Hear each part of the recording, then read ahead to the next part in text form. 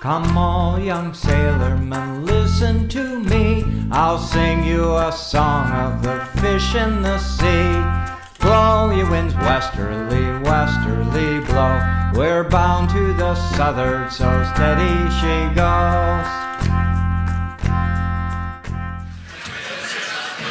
Ladies and gentlemen, mesdames, messieurs, if we could have seats, we can get underway. The folks at the Columbian Theater here have been perhaps the most generous of many generous venues we've had, showing up at 9 o'clock or earlier on a Sunday morning so we could have a little more fun. So Josh, thanks so much, and everybody who runs this place, you've been really generous to FisherPoets Gathering, not only this weekend but for years, so thanks so much. All right, we're deck loaded, and listen, I got around a little bit this weekend, and we're going to have a little talk about going too long, because, you know, you just don't have that prerogative. Some of you guys clearly don't have to deal with fish and game in your fisheries, you know. Where we work, you got to get your ass out of the water, or you're going to pay for it. So we want to let these guys go home, and we always aim for noon. That's 2 hours from now. We have 30 people who want to read. 2 hours divided by 30, 120, that's 4 minutes apiece, okay? Sometimes the limit's 5, but it's not today. The limit is 4. That's enough for a song, it's enough for a poem, but it's not enough to come up and tell us why you wrote the poem or how you wrote the song or stuff like that, okay? You can say your name, that'd be helpful, where you came from, and then you can get after it, and that's all we get. Now, here's how you get them out of the water. Okay, we start to clap at 4 minutes. Okay, and now there's nothing, I tell you, and I heard for some of my MCs this weekend, when you got somebody who's good but too long, and it's excruciating to try to get somebody to come on, keep moving, get off the stage. Other people are waiting and stuff that others have to do. So I don't want to yank people off here myself. What I want you to do is help me, and we do this by starting to clap, okay? So at 4 minutes, we're going to start to clap, and we're going to clap more and more, and a little bit more until we're done. So we're going to practice, okay?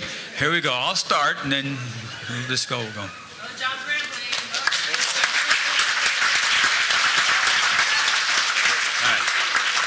Okay, it's going to work, all right? That's about 4 minutes, I think, all right? First up, John Lee, thanks for getting us kicked off, followed by Gino, and then Doug's on deck. You know, Doug's in the hole. Okay, thanks very much. We're going to need a couple because we need a guitar. We need a guitar.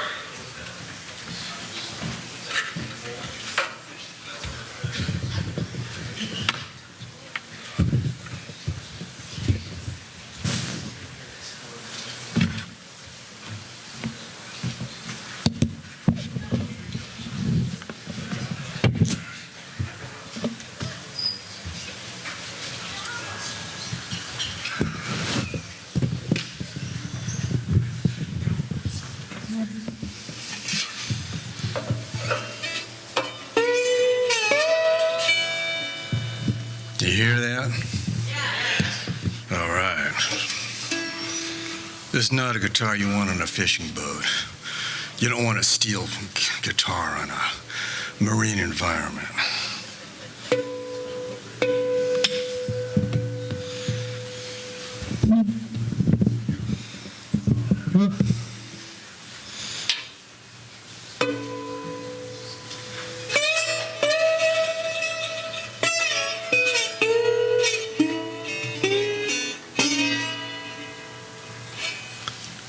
How will I know when it's time?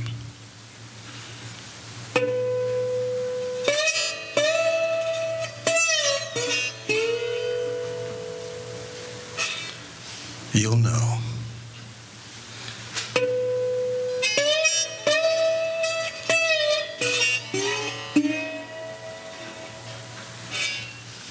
You'll taste it. You'll smell it. You'll hear it calling you. You'll know. You'll feel it.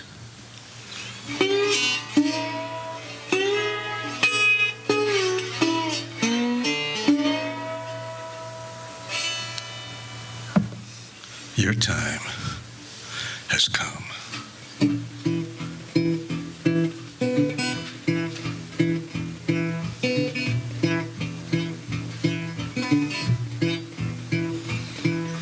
Rainwater, sweet and cold, fills my gills and stirs my soul, waiting in the bay till the river's running high.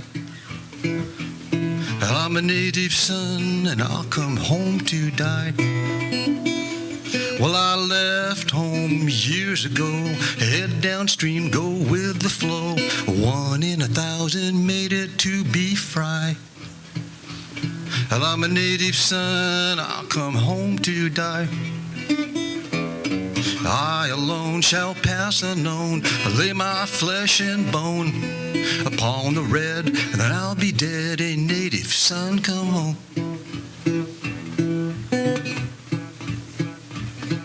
Salt water, open sea, fraught with peril, wild and free. And then one day I knew my time was nigh. 'Cause I'm a native son, I'll come home to die. Head upstream, but I'll be damned. A big tree's down, my pathway's jammed. Leap the falls, I can almost fly. 'Cause I'm a native son, and I'll come home to die.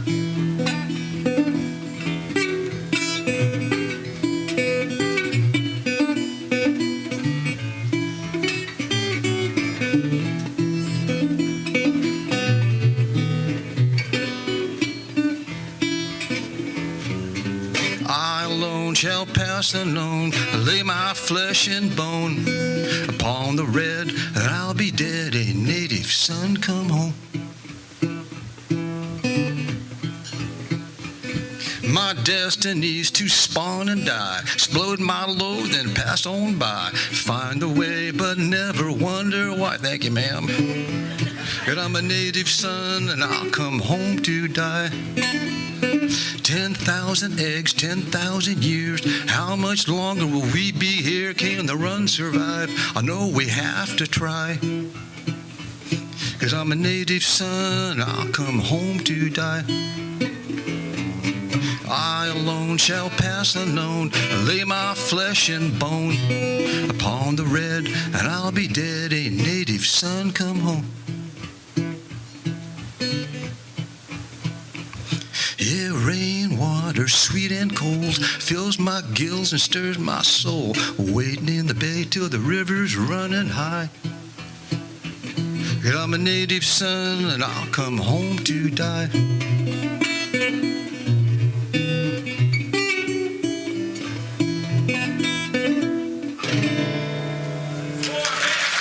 Thank you.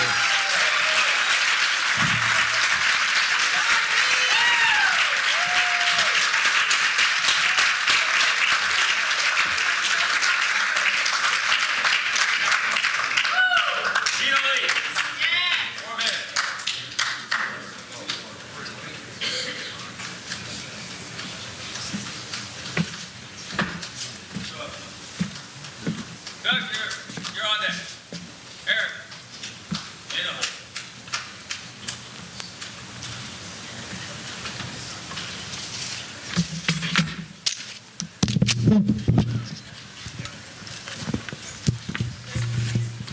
Good to see everybody. It's been a great year. This one here is called the Flying Ebb. As a matter of fact, it's kind of flying out there right now. You can always tell if it's on a hard ebb, the ships are pointing upriver, right? If it's slack water, they're going sideways. If they're going bow out to the west, it's flooding. And especially when you see the big green cam buoys there, if they're laying over and kind of got a wake on them, it's ebbing, and it's ebbing hard. Sometimes those things will be right on their side, usually done around the bridge or further out.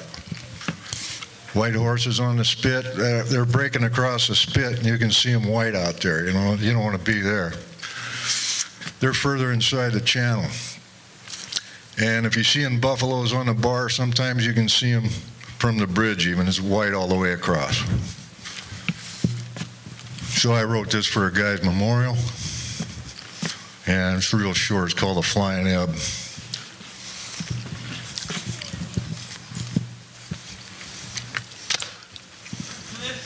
I got to get flying here. Bulkers in the anchorage. Stretch out stud link anchor chain. Green channels in the buoys. Oh, hang on, let me get going here.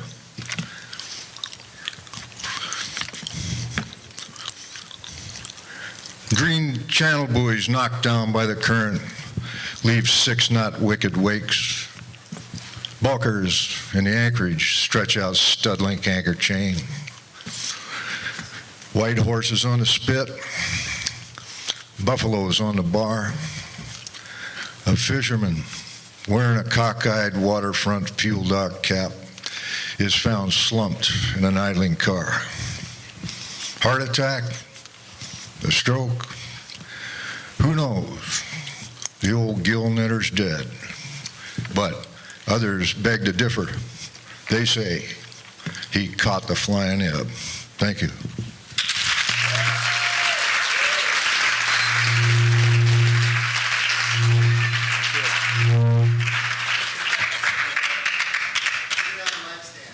Huh? Hey, man, I need a chief engineer for that. There we go. We can. Perfect. Thanks. All right. I'm Doug Rhodes from Craig, Alaska, and I'm going to pull one from way back. Just anybody that fished for a long time, over the decades, you've seen the ebb and flow of fish prices. And this poem I wrote at the valley of fish prices, the lowest I ever got, and this is my poem. I saw a bargain this summer during a southeast gale where you could buy 25 pounds of manure on sale. Having just come in from, I guess that's I'm going to start over. I'm like Gino. Let me start over. I saw a bargain in our local hardware store this summer during a southeast gale where you could buy 25 pounds of manure for $4.95 on sale.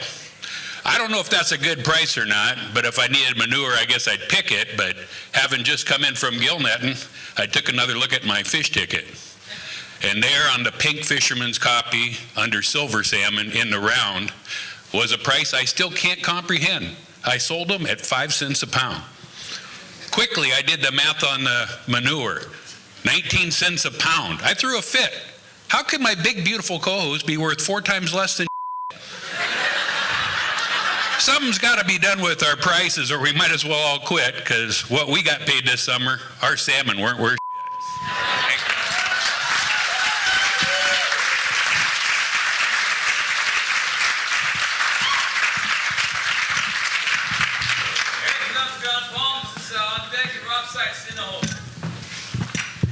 All right. So we had an interesting thing happen at the Kala last night where I emceed. We had a bit of a series of daddy issues. Many of us got started fishing with our dads. If you were a girl, sometimes that was the only way that you could get a job. And there is a wave of women fishermen from before my time that broke through and did not get jobs with their dads, and to them, I bow down. But if you ever had a captain as a father, or a father who's a captain, then you've probably been screamed at. And my dad screamed at me a lot over the years. And he bought into salmon in Bristol Bay thinking he and I would fish together. There's too much Taurus in me to do that with him peacefully. But later on, we found our peace fishing the bays of Kodiak, diving for sea cucumbers. And this year, he's selling it all out in Bristol Bay. Whole package deal. And he's going to spend his summers with me and the kids doing stuff. Next month, we're taking my children to see the capital of the country and stand next to him while he stares at the Vietnam Wall. So this is one I wrote last night, as we all jokingly wrote and talked about our daddy issues and having a skipper and a dad. My dad taught me to change a tire. He also lit me on fire 3 times. Mom did her best while he fished out west. And eventually I knew that I'd go too. But I never knew how bad I'd want to go up in the slough and not be stuck on this floating beer can with you. What happens in the bay stays in the bay. Dad, does Mom know you parent this way? I started at 2. Now this chapter is through. The captain is you, and I'll always be crew.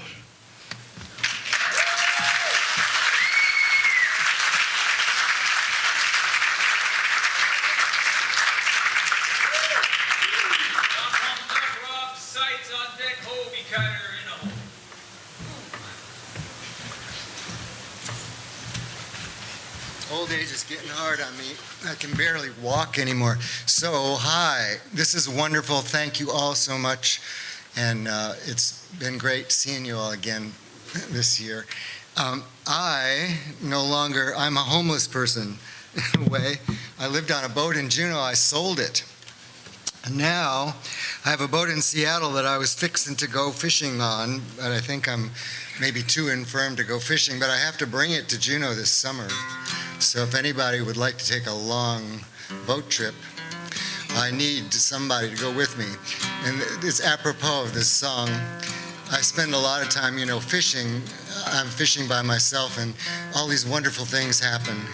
And I'm just there by myself. It's like you want to poke somebody and say, look at that. But there's nobody to... And even if there was somebody, you'd say, look at that, and by the time they look at that, it's gone, or they don't see it, or whatever. So, anyway, this is a song. It's on my website, johnpalms.com. You can have everything there. It's free, and I encourage you to sing it yourself, or use it, because it's a nice little song. Far away, far away, far away across the beautiful ocean, am I bound to sail all alone. Far away across the beautiful sea, like a moth to a flame, like a moth to a flame, I was drawn to your love in the night, like a dream. Far away, far away, far away across the beautiful ocean, am I bound to sail all alone. Far away across the beautiful sea, like a bird in a storm, I was tired and searching for shelter. I found more in your arms. Now you're gone. Far away, far away, far away across the beautiful ocean, am I bound to sail all alone. Far away across the beautiful sea, far away across the beautiful sea. Thanks very much.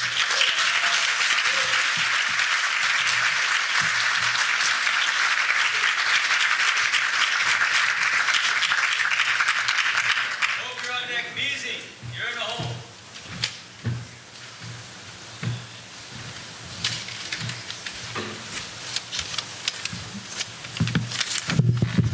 Sure was nice seeing everyone again. That was a long 2 years. Blair Miner retired last year. He was a owner-operator right to the end. Not many guys out of his generation left. Anyway, I call this Blair Miner's boat. Blair Miner's boat left him for a younger fisherman out of Alaska. He decided to retire. Gonna miss BSing with the old SOB on the way to my boat, way the hell down the dock. I think I'm gonna get his slip though. Kind of takes some of the sting out of the fact that he ain't gonna be there anymore. If I get it, maybe I'll keep it 18 years and retire at 74 like he did. And if I hone my skills properly, maybe someone will lament their loss of good bullshit next time that slip comes open. Thank you.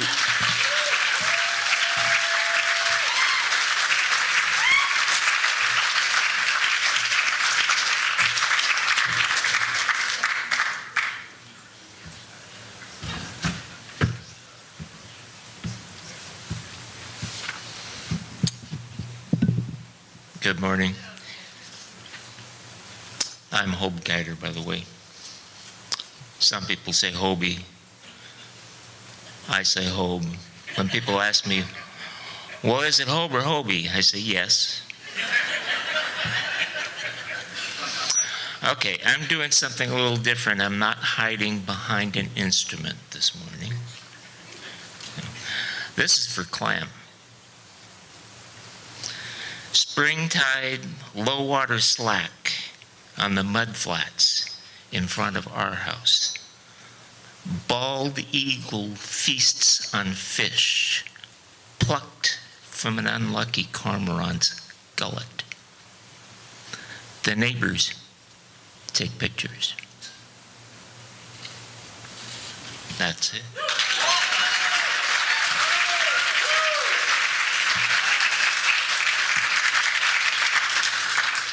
And this is called Tom. He fished an old muzzle loader, his dad's wooden bow picker with clean lines and a Klotzkanai roller. A high-powered Portland attorney who grew up in Astoria, Tom didn't fish for the money, but going through the motions, sifting water for memories, spending time with old-timers whose voices still lingered on the water, fishing for the meditation, ghost fishing.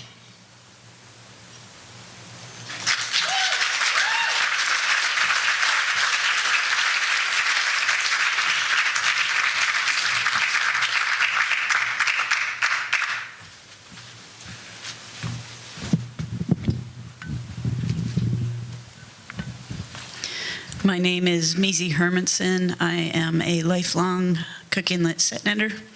I'm also a small animal veterinarian. That makes me the set net vet.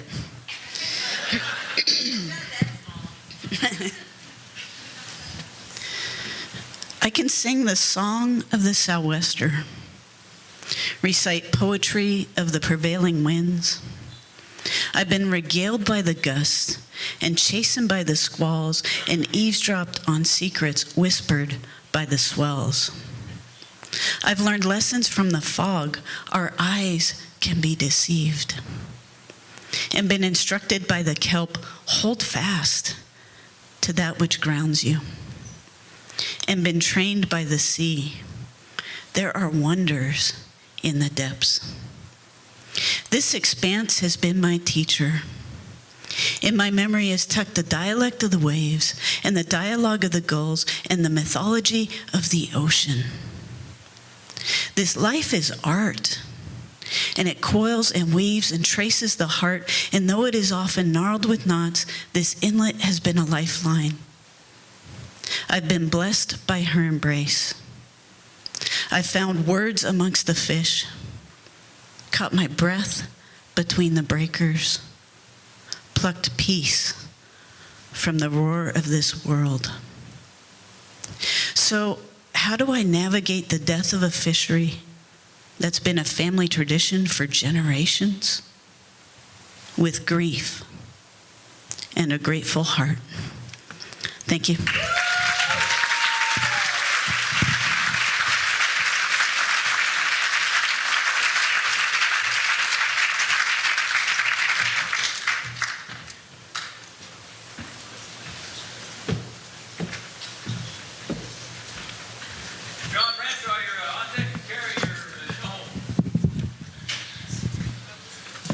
Ron McDaniel, Northwest Arkansas. Thanks for the tow into safe harbor, John. What's time? The only other job I've held before my career of selling vaccines and medicine to veterinarians was that of a feed salesman. That was back in the early 80s, and one of the feed I sold was a hog feed that was amino acid balanced. I would stand up at producer meetings and extol the virtues of my high-powered feed, how it would improve feed conversion and average daily gain. After one of those meetings, a farmer came up to me afterwards and, hoping to make a sale, I explained to him that we could shave a week to 10 days off the time it would take him to get his hogs to market. He looked at me and said, "What's time to a hog?"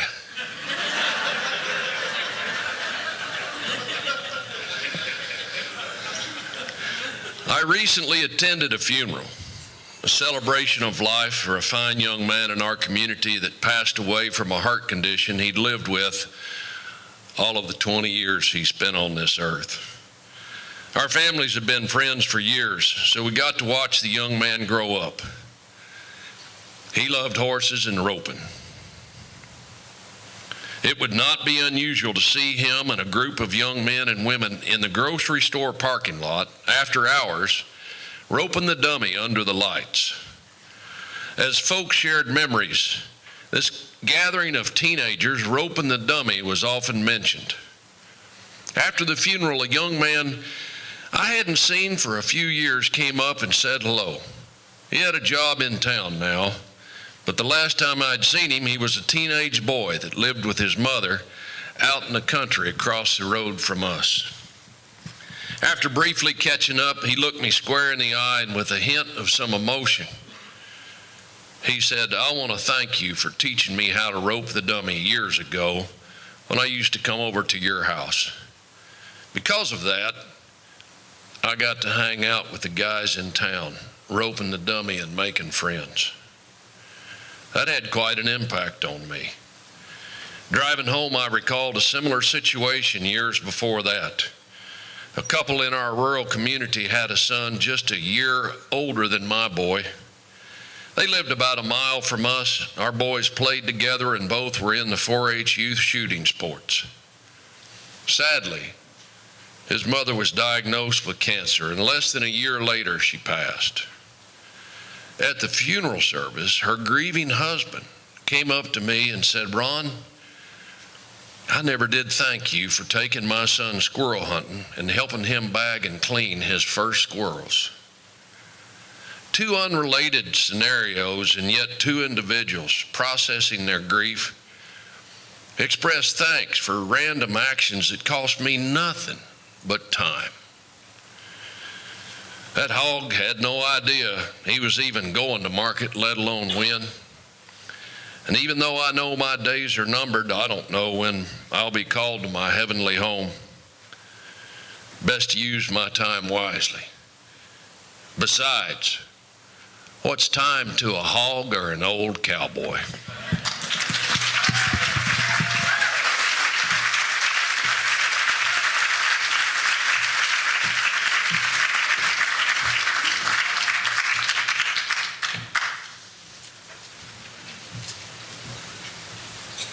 I'm a little stiff. I was on this dance floor last night, shaking my halibut. Hi, everybody. I'm John Branshaw from Westport, Washington. They call me the gap-tooth crabber. I apologize for my appearance this weekend. As you might notice, I'm missing my tooth, and I'm sticking to my story, Tricia. Your dog ate my tooth. Yes, he did. Anyway, let's get serious here. First off, thank you so much for attending Fisher Poets and supporting us. It's a highlight of my year, and the last couple of years I was really missing Fisher Poets, and so I had this urge to perform. So I had to get back on stage. So I reached out. I contacted the organizers of the Durango Cowboy Poet Gathering. And when I say contacted, I called my cousin. She's the director of the Durango Cowboy Poets Gathering. And I said, Lindy, I really want to come out to Durango and perform with you guys. And she said, well, John, it's cowboy poetry, not Fisher poetry. We celebrate our Western culture and heritage. I don't really think there's a place for you here. And this esteemed gentleman who was on stage right before me, Mr. Ron McDaniel, I explained that he's been coming out here for quite some time and he seemed to fit in. I think we should do a little cross-cultural exchange. And she said, fine. You're not going to be a featured performer. We'll put you on open mic Saturday afternoon at a wine bar, and you can do maybe 1 or 2 poems. And a couple of the people that were signed up to do that didn't show up, so I got a chance to do 5 poems. And afterwards, she came up to me and she says, you know, we like that stuff. I tell you what, you can come back next year if you write us a cowboy-inspired poem. So I did. It's called Back to Durango. I came back to Durango, and this time, I brought my net. But all I see is mountains and snow. There is no place to set. You know, I spent my life on the ocean, breathing that ocean air. But up here in your mountains, there is no air to spare. So I ran into a bunch of cowboys playing cards. Surely they would show me where to set. They said, sit down, Sonny, relax, place your bet. You know, I didn't win much that night. I never got a decent hand. But I listened to those cowboy stories and I learned about their land. The cowboys and fishers were a lot alike. We both agreed. They farmed the land and I farmed the sea. It's a life of contentment and days well spent. When we lay down to sleep, we are very content. You know, those cowboys, they weren't Yellowstone. And me, I'm not the deadliest catch. When you see Ron and I on stage, we're the real thing. That's what you get. You know, I'll probably come back to Durango. I don't think I'll bring my net.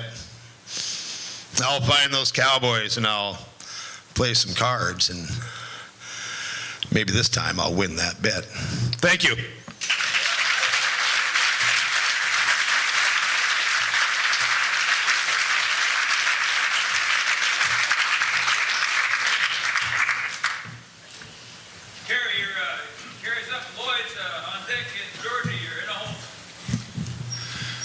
Good morning, all.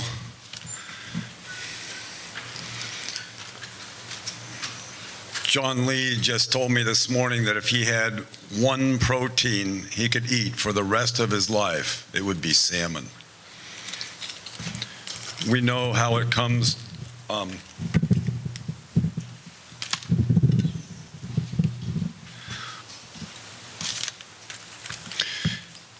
You know, when you take a bite of something and you feel it in your bones and your cells, like your body gets excited. Why? As the sun shines down on the sea, bringing life, creation, life, and the algae starts growing on the surface. And copepods come and eat the algae and, copepods and phytoplanktons formed, and the energy that's hitting the sea is gathered in them from a few feet out. And then the krill comes and eats the copepod, and now they've got God-given creation energy in them from a bigger and bigger area. Then the krill come and they eat all that, and then the herring comes and eats the krill, And now we've got that creation energy in these small creatures, and then the king salmon comes and eats the herring, and now there's concentrated life force from miles and miles around in this one amazing gift.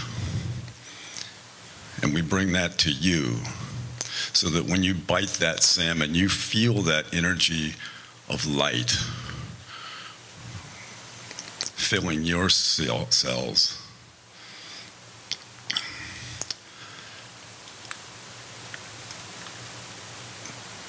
Eat fish.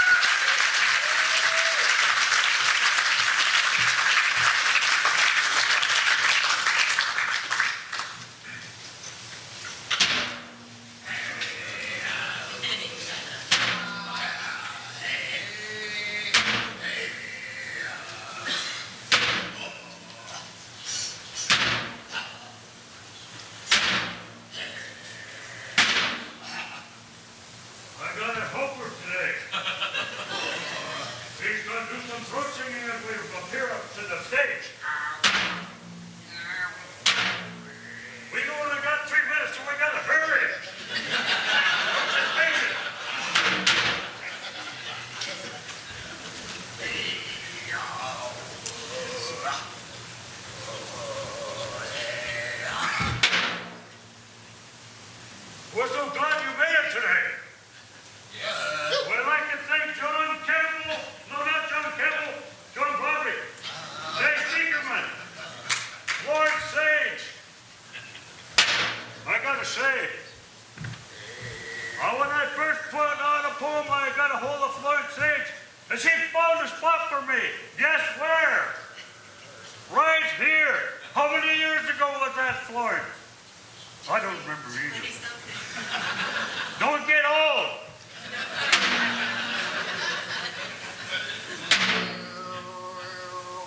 I'd like to just take a moment, please, and think about the ones that are not here.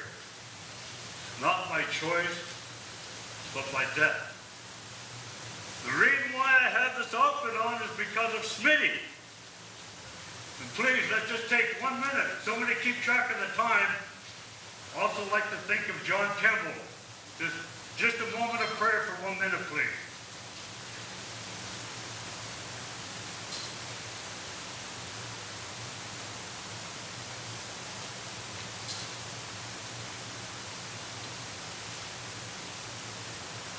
Thank you.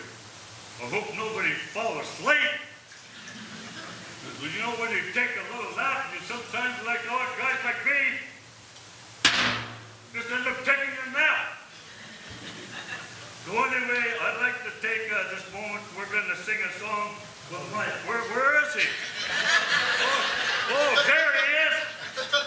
We're just going to sing a song. It's about the fish jumping. And then I need your help to say, "Namami." Try it. Namami. Wow, for the first time you guys know how. That's good. Okay, we only got a couple of minutes left. We're going to go real fast, so we're going to go as fast as I can. Okay.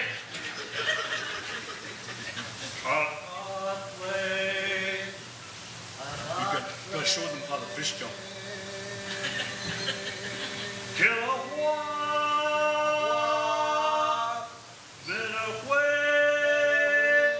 That means the fish jumped and he jumped and he jumped again.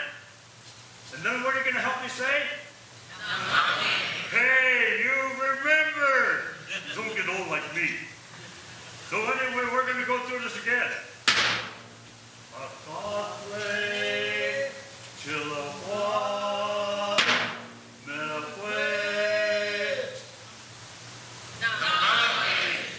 You know what our answer is? Should we tell them? They're in the ocean. Yeah, they're in the ocean. That's our answer. So, guess what? We're all done.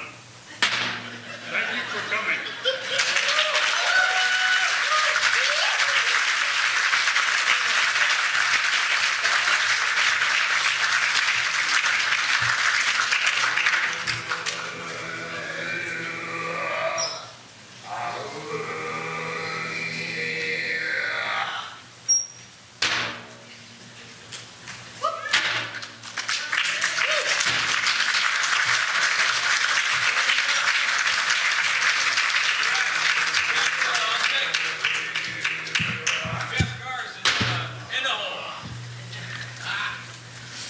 My name is Georgie Heverly. I'm based in Anchorage, Alaska. Grew up on the Kenai, fishing Cook Inlet with my dad. So I wrote this poem about Cook Inlet. It's called The 1 Cent Man. Nickels and dimes, the 1 cent man waged a war which he'd compete against set net schemes and drifters' dreams, kings and queens of the commercial fleet. Their way of life from weathered hands, forged salty crown with sweat, would fall like bricks or boots that kick and muddy up in a low tide set. They built this town, they gave it life, history, commerce, trade, but none remember from flames and embers they rose, an empire made. Honor once adorned their halls, warm light to slowly dim, now empty plates to commiserate of the war that would begin. 1,000 cuts, 10,000 tides that erode a bluff with time, the winds that wear and fingers tear year by year and line by line. The wriggling red-gilled dollar bills this battle represents, the 1 cent man, his wicked plan, and his copper coins well spent. The blood, the slime, the silver scales, he'll starve the reindeer kids of this. Their inheritance, at great expense, and the prospects they will miss. Now to overthrow the crown they forged, a 1 cent army in his name, a mounting horde with spear and sword, to the saltwater place your blame. Too many gill nets in the surf, they overfish the stock, and like cash in tills his coffers fill with greenbacks to be caught. The 1 cent man, his pockets full of cowards standing tall. His fingers grip the leadership at his beck and call. Feed council formed to oversee the laws they'd twist and curve, as old kings plead with eyes that bleed, no justice to be served. So now the children migrate west to waters rich with gold. The nets they cast now fill up fast, boats and permits sold. So congratulations, 1 cent man, go wring your crooked hands. With a sweeping feet you've starved the fleet, but the young ones still will stand. They will return, those reindeer kids, the heirs of queens and kings. They won't forget the blood, the sweat of the crown the poets sing. They wait in turn when time is right to rise with the coming dawn, with set net schemes and drifters' dreams, the 1 cent man long dead and gone.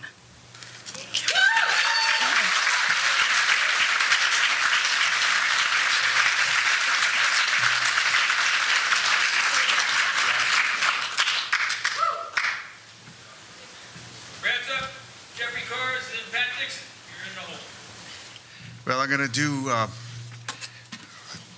song that's not really in keeping with Sunday morning. It's the Great Fisher Poets Brawl. And some of the guilty parties are in the room, and they're entitled to deny everything. Consider the source.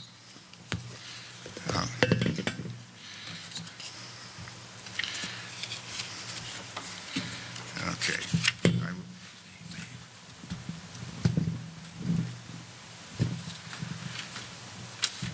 Here it is.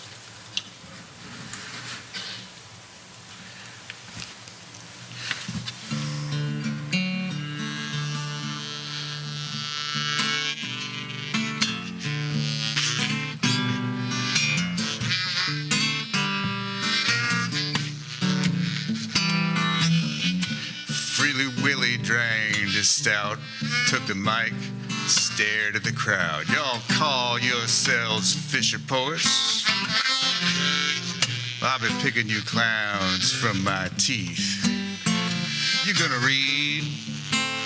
Or just duck behind your beer like some snapper in a reef?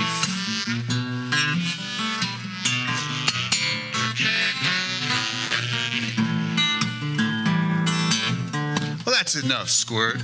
Mind find your place in the food chain, growled Big Pat. You can't eat Fisher Poets. They're the reason we're all here. Clem Stark raised a hand in the air.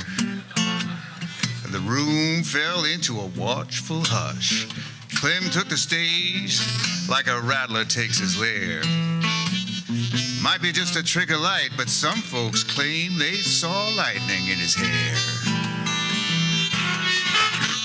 The old builder of poems planted himself in front of Free Willy. With a crafty smile no one could read.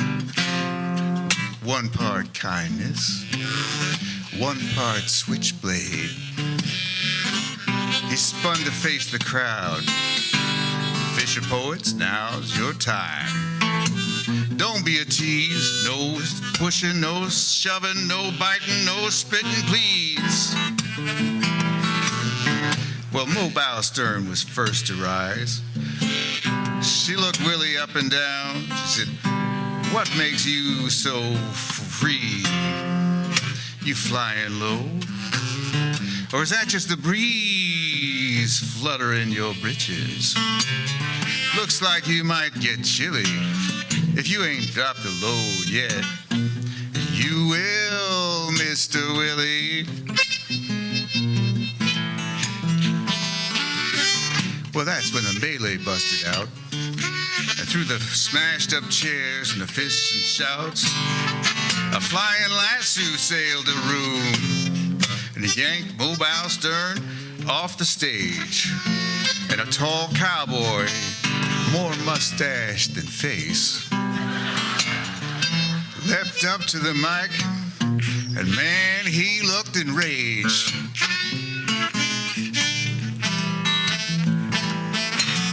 I can't let a woman show me up. I'm the best there ever was. Nah, you're just a harpoon. Big Pat hurled him clear through the saloon. And even now, the great Fisher Poets say they can still see his boots sticking out through the glass.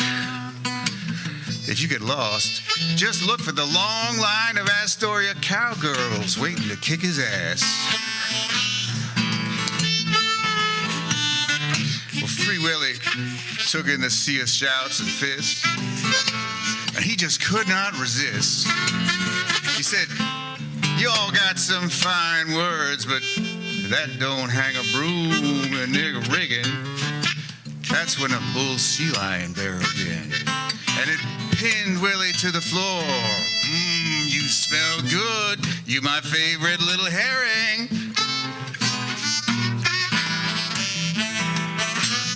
Well, that big tusk bull, but maybe in the mood, but a flash of black and white broke the spell. Big as a rail car, the killer whale came for food, gnashing teeth like a row of spear points. You got sea lions in this joint? Let me at 'em. That's my only wish. Why let a tasted pinniped steal your fish?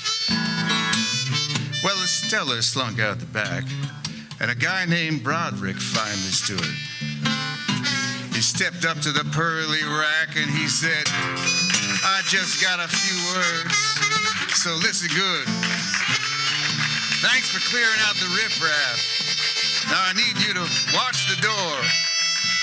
You can have the sea lions, just don't eat the Fisher Poets. They're the reason we're all here. Don't eat the Fisher Poets. They're the reason we're all here.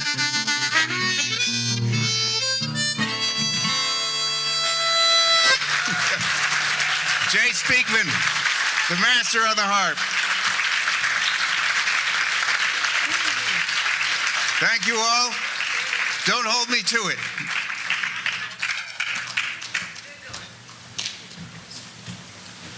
Jeff, you're up. Pat, then Rich Dixon.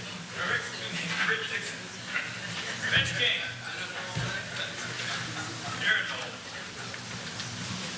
I think this is a live one, yeah.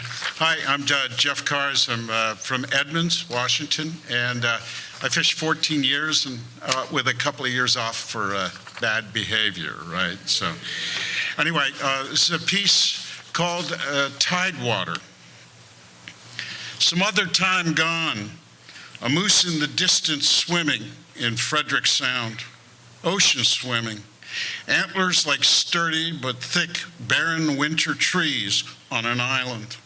Still hard to believe it was in my eyes.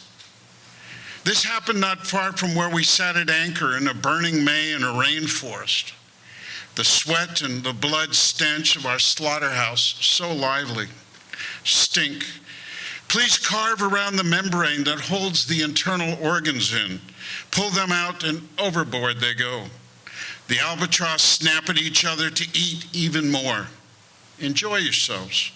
Butchery again and again, and the pleasure in repetitive tasks.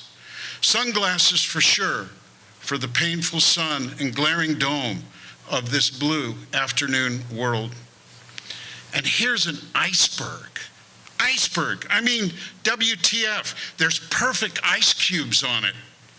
We're such dumbasses, we scramble up on it as if we're filling our ice chest with diamonds. 1,000 years of compression means they'll last the full run to Seattle. Someone in Japan will pay up the yin-yang for this stuff, some crewman said, who I can't recall. It's lost to the deep. A lousy opening with a skipper who bought a cleaver instead of a bait chopper because it was cheaper. There's no profit in fishing as a favor. But we caught LeConte Glacier calving and got away with the loot. Sort of. If you don't visit LeConte soon, best get your ice from the fridge. She's retreated 2.5 miles in the 125 years since Europeans discovered her. Thank you.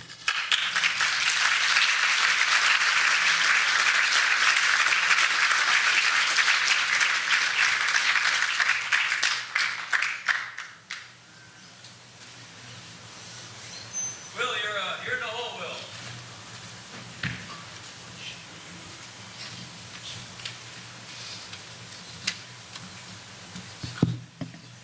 Boy, am I glad I could get to go before Will Horniak.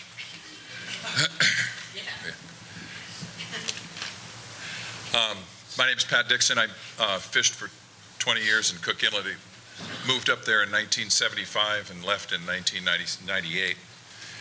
And this is called Praise, Alaska. Praise the 1,500 miles of gravel I drove. Praise the windshield, shattered by rocks, laps sprayed with broken glass. Praise the mountains walked, tents pitched, camp coffee, and the 44 on my hip. Praise endless summer night.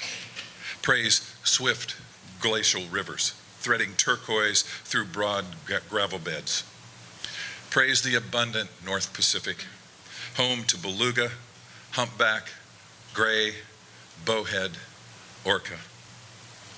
Praise each fish my nets caught and all they let pass. Praise my boats, how they floated even when they didn't run.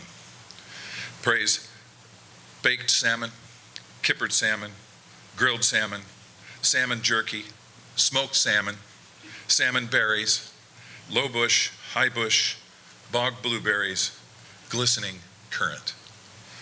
Praise the bears that ate them first. Praise the hurried race from breakup to terminal dust.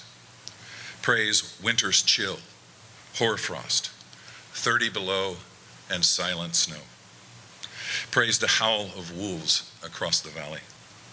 Praise the gangly moose, head dipped beneath water, mouth streaming lily pads. Praise the caribou crossing ice-burdened rivers, dodging flows headed out with the tides. Praise the giant tides. Praise the white cloud clatter of snow geese rising from the flats. Praise the chortle of the sandhill, flight impossibly high under a midnight sun. Praise the eagle's chitter atop the spruce. Praise ravens croak and rasp. Praise totems, and masks. Praise all who came before, from native to Russian to Chichaco to sourdough. Praise wilderness, the silence of woods. Praise the Arctic breeze, and praise, oh praise, the warm Chinook wind. Praise the forget-me-not, the lupin, the fireweed-filled meadows. Praise nights wrapped in sleeping bag and blanket cocoons, stars streaking behind green curtains of northern lights. Praise the years I spent. Praise the days to come. Thank you.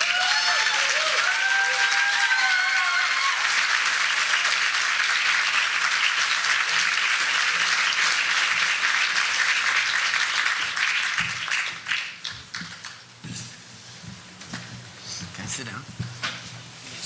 Please. Mark them all, you're in the hole. Okay. My name's Richard King. I'm a Princely and Sound Sainer. Feel like I'm whining here.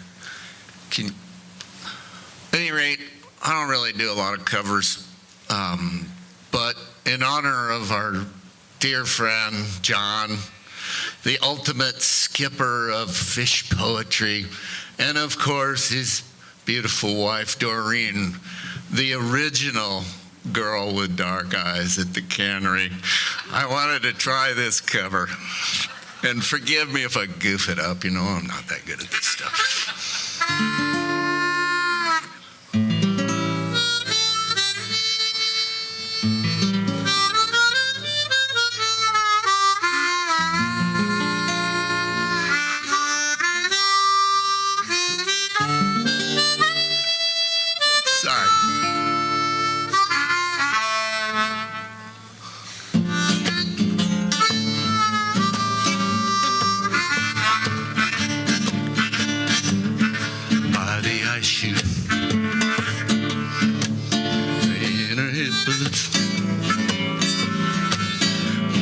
Swing shift, driving forklift, her shoulders bare beneath her raven hair. She's a girl with dark eyes at the cannery, red bandana. I think I can smell her perfume in the egg room. I love the way she walks down the rinse-swept docks. She's a girl with dark eyes at the cannery. You take this.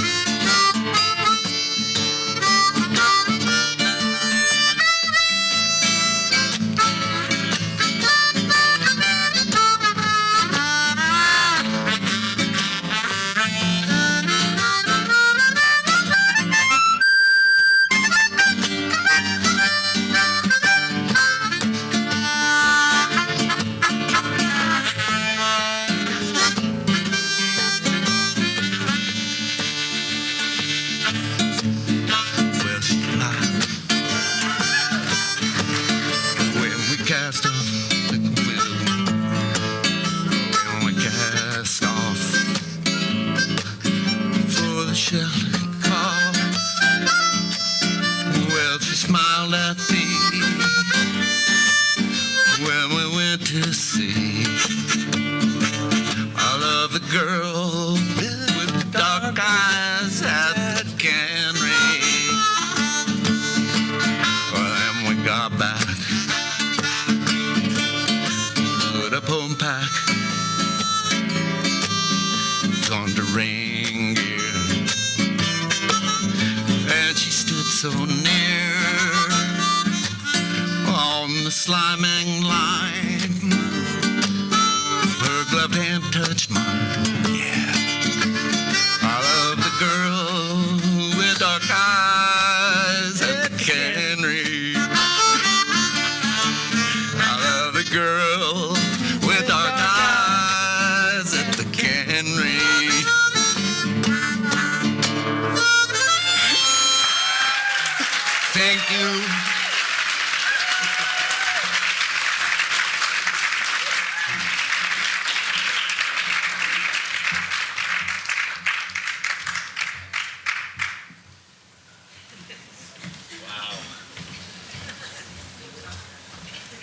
I hate to follow real talent, you know?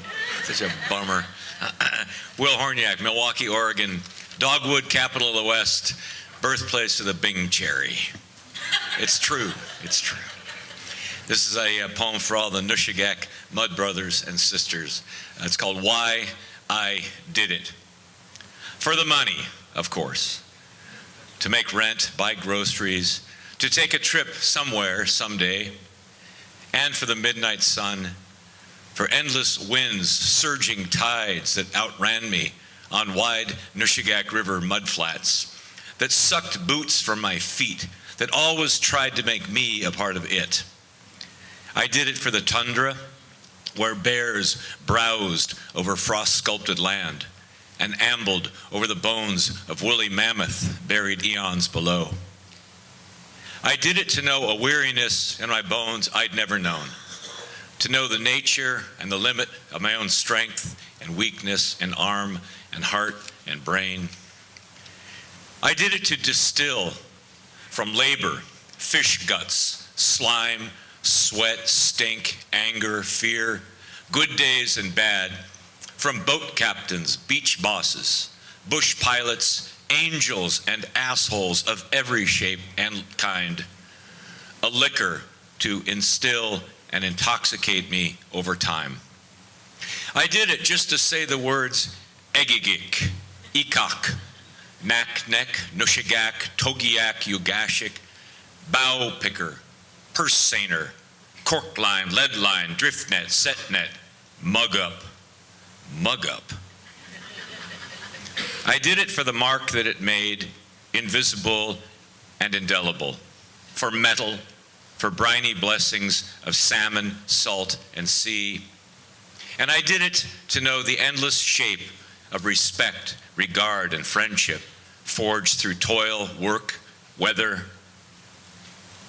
And in the end, I would do it all over again, just for the ramshackle catawampus bathhouse perched bravely on the tundra, the crew inside, tired beyond measure, sweating, dousing ourselves with hot water, emerging, reborn from our little womb of plywood and tar paper, steam and laughter rising from us, stepping fresh and alive into our beloved, wide, wild expanse of earth and sea and sky. Thank you, and thanks everybody for a great weekend.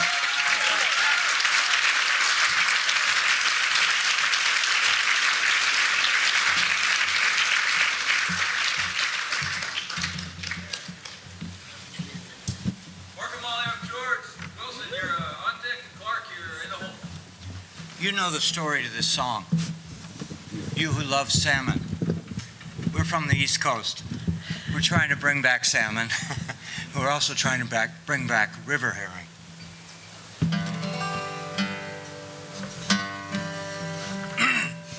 We're only going to do 2 of 3 verses.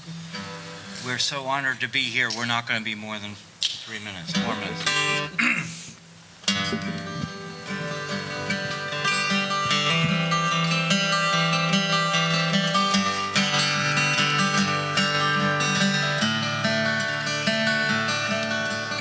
Never was a spring when the herring didn't come. Never a night when the fish didn't run. Never a thought we'd ever get this way, that they'd be so scarce in this modern day. A humpback whale breaches from a deep dive.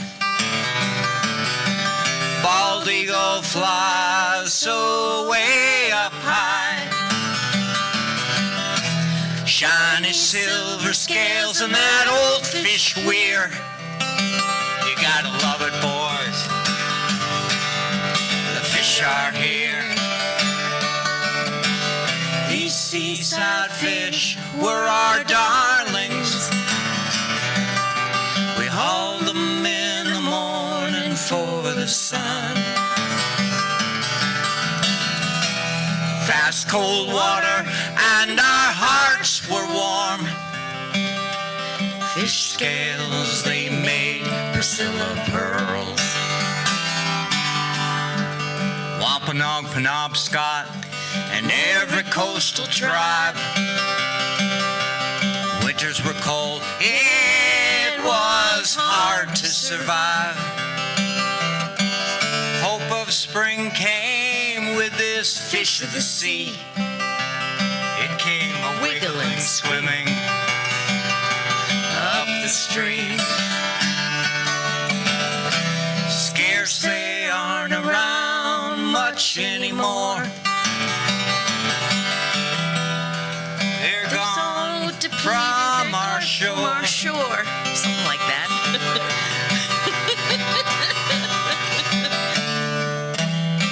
Don't tell our forefathers we've emptied the banks. We squandered them and have our greed to thank. These seaside fish were our darlings.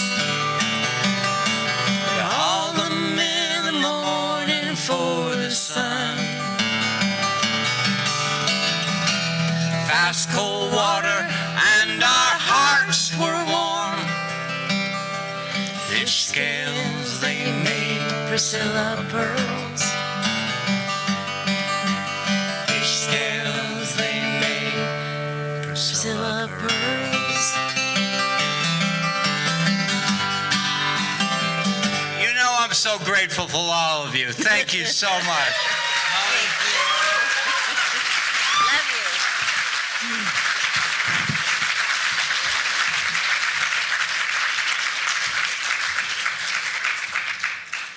George Wilson's up, Clark's on deck, and Alana, you're in the hole.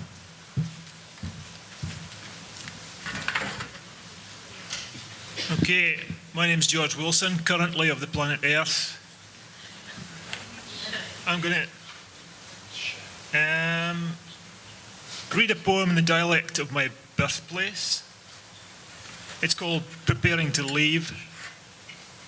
It's about loss of youth and innocence and making the ultimate journey. Preparing to leave.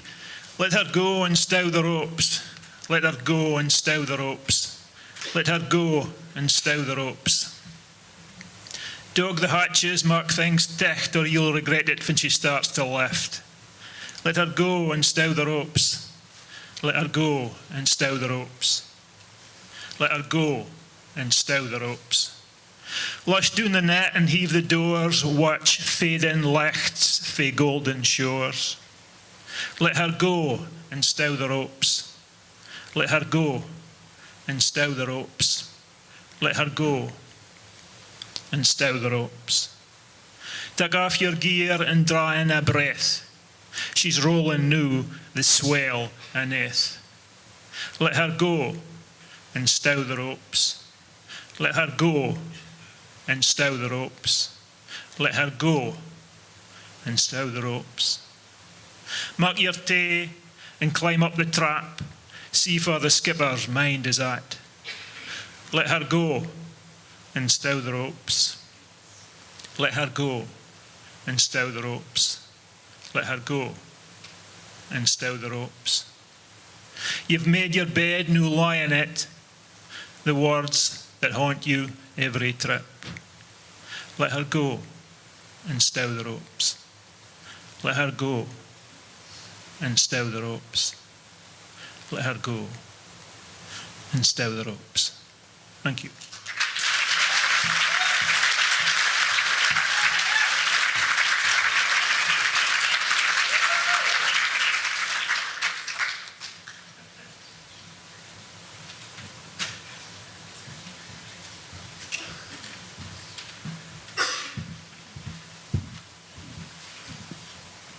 My name's Clark Whitney. I'm from Alaska, Soldotna, Alaska. I started fishing as a drift gill netter in 1979 in Bristol Bay, and I've fished almost every season since then, always gill netting salmon. Now I'm fishing on the east side of Cook Inlet as a set netter, same side as Measy Hermanson, my friend. And so when we fished in Bristol Bay, we always had a tradition that we would eat the first salmon of the season. So I wrote this about that, the first salmon of the season. The first salmon of the season comes over the roller and is picked carefully, bled and buried in the ice, later filleted butterfly style, then split carefully down the middle. No belly meat is lost. Cooked hot, flesh side down first to seal in the juices, then skinned to the heat until perfectly done, flaky, seasoned with a little salt. First bite is chewed slowly, mindfully, smell of the ocean in the back of the throat when the breath is exhaled through the nose. A warm flush suffuses the body when salmon oil hits an empty stomach. Crustaceans consumed in the deep Pacific give the sockeye flesh its color. This fish traveled from a mountain lake to there and back. What a journey. Incredible strength of nature, shared by the salmon life giver, renewed and returned essence of life, of hope for the future, of love and rebirth. Living symbol of love in a vibrant, silvery, sinuous shape. The Dena'ina people of Upper Cook Inlet understood the sacrifice made by the salmon and told of it in the story of the one who swam back inside with them. In the beginning, the people have no salmon. A boy turns into a fish. Then the salmon come to them for the first time. So the boy swims back out to the ocean with the salmon. We eat the first salmon of the year with mindfulness and gratitude. It becomes part of us. We become part of everything. We swim back out to the ocean with the first salmon. Thank you.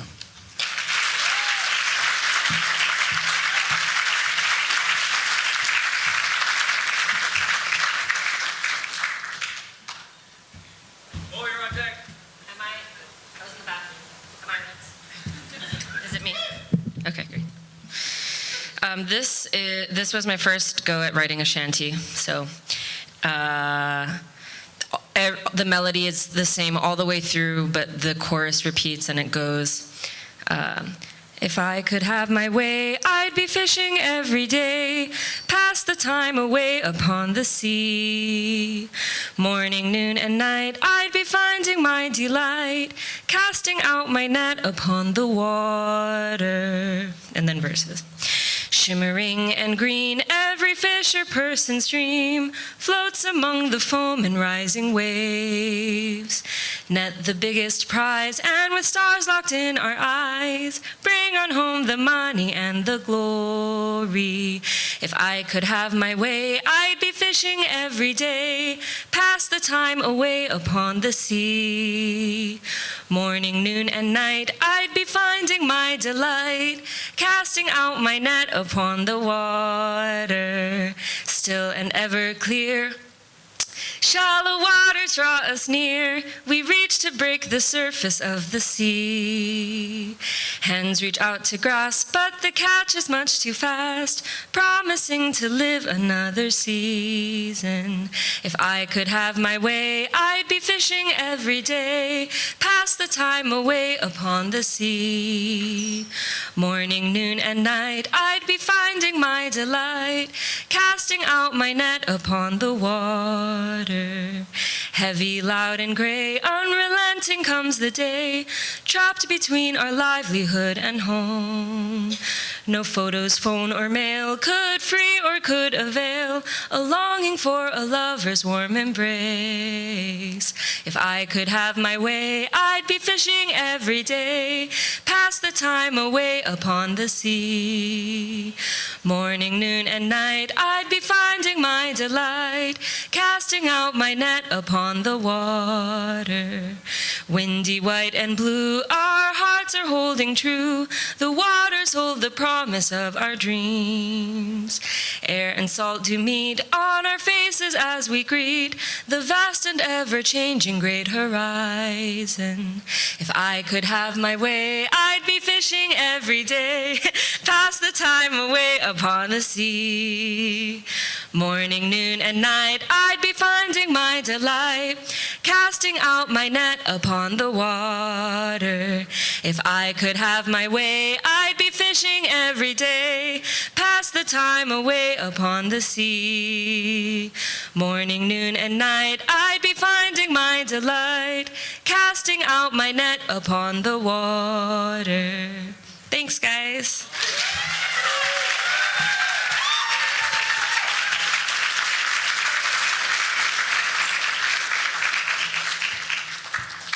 Close up. Laura is on deck, and Steve, Spoonmaker, you're in the hole.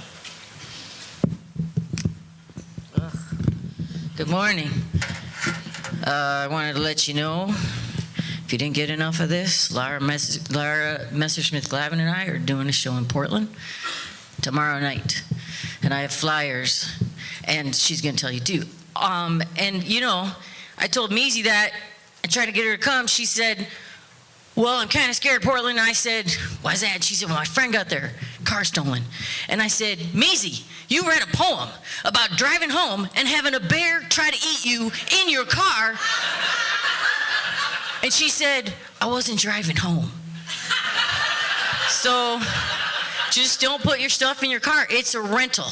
So we got the flyers. This is my slam poem, and I'm offering it up with apologies and protection and gratitude to black culture that gave us the gift of hip hop. But the apologies are stressed. Tap, tap, tippy on the Sears typewriter. Snow coming down hard, hard, not lighter. Get your hands up, girl. Always gotta be a fighter. Get time with all my rhymes. I'm a lover, not divider. How much pierogi did the galley cook bake? How many times can I make you eat my wake? How much of this poetry can you really take? I'm round the clock authentic. I don't know how to fake. So you tell me a story and I'll sing you a song. Just telling our experience, not sharing right from wrong. First there was a greenhorn, almost got drowned, then a 5-year hand, kinda knew my way around its gift. Alatak Beach while the breakers pounded, then a city driver hit me. Ever since I've been grounded.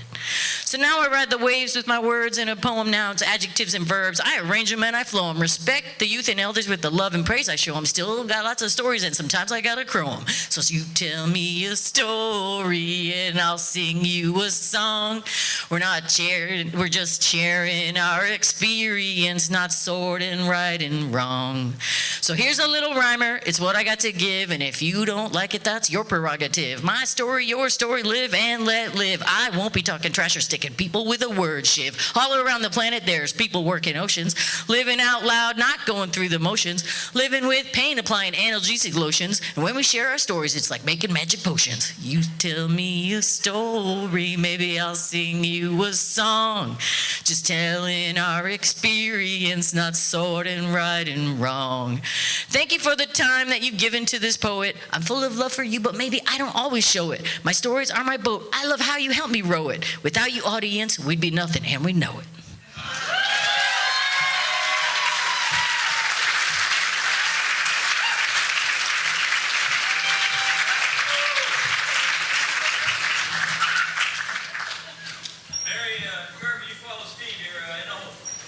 Dang it, hate going after Mo. That was awesome. My name is Lara. Come and see us tomorrow night in Portland at Turn, Turn, Turn. Doors are at 6:30. We'll see you there. I'm going to read from my book, Spirit Things. I grew up fishing at a Kodiak for 20 years, and now I teach creative writing in Portland. This book is about objects on a fishing boat, and this is a little slice from the chapter on nets. For the Old Norse, the giant Ægir was responsible for the benevolence of the sea, the bounty they drew from it, and the beauty that formed the horizons of their world. His daughters were the 9 waves, each named after an aspect of the ocean's surface. They were lovely and nymph-like, dancing on the surface of the ocean, laughing and tossing at the edges of the Vikings' ships. In the Eddas, 13th century manuscripts that captured much of Norse mythology, the sea giant and his daughters personified the Nordic wonder and familiarity with the water, their love of its facets and changeability. but the mother of the 9 waves, Raun. It was she who brought the storms. Raun, the cold queen, embodied the dark indifference of the ocean, the bitter violence that pitched ships about on open water and tore them apart against the rocks of the coasts. It was she who waited for raiders and fishermen alike, holding a net of her own, tossing it from the deep and dragging men overboard, calmly pulling the drowned men downward into her bed. It was this net that men feared more than the crashing seas or weather. Ayer was unpredictable and powerful, but Raun was a ravager, greedy and beautiful, filling the halls of Ayerheim with her collection of dead souls. A raider who died at sea would not end up in Valhalla with his friends from battle, but would feast and couple with Raun until she tired of him, at which point she would cast him to Helheim, the land of the truly dead. Raun's underwater appetites were known to be fickle and unquenchable, rivaled only by her craving for wealth. For this reason, Vikings often went to sea with gold coins in their pockets, tokens to offer her, either tossed overboard as a bribe for safe passage or as a means of bargaining for mercy, seeking to please her for as long as they could, should she tangle them in her nets and draw them down. Translations of Raun's name differ, but many suggest that it means the robber, as she took from mariners and raiders and coastal folk alike. In Alaska, we pulled salmon upward, drowning them in the air.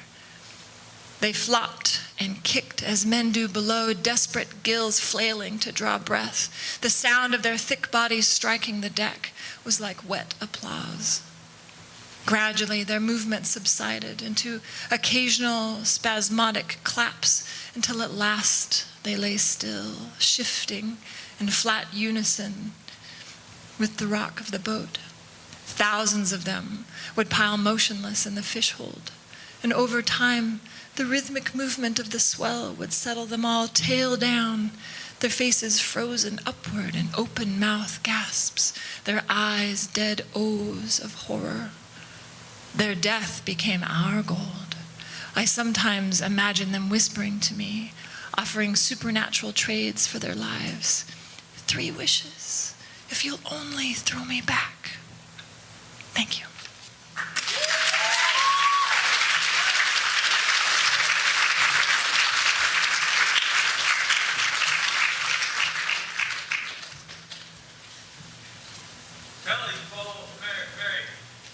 Steve Schoonmaker, Kusiop, Alaska.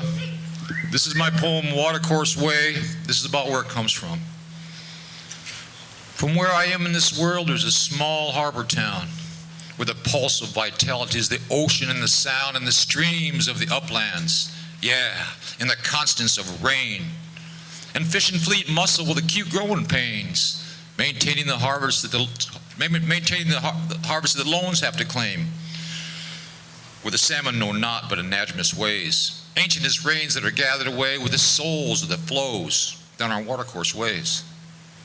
From where I am in this world, I face a rare place, a sea and a land of wild beauties embraced, entangled in conflicts and surviving resolves, extending life forward as the planet revolves with the cogs and the wheels of technology's race, pushing the boundaries of wide open space, in the glare of our headlights at a speed limit's pace, down the lines and the curves and the age of my face, down the watercourse ways that know no mistakes, only clouds, rains, and trickles, to the rivers and lakes only flow and let go.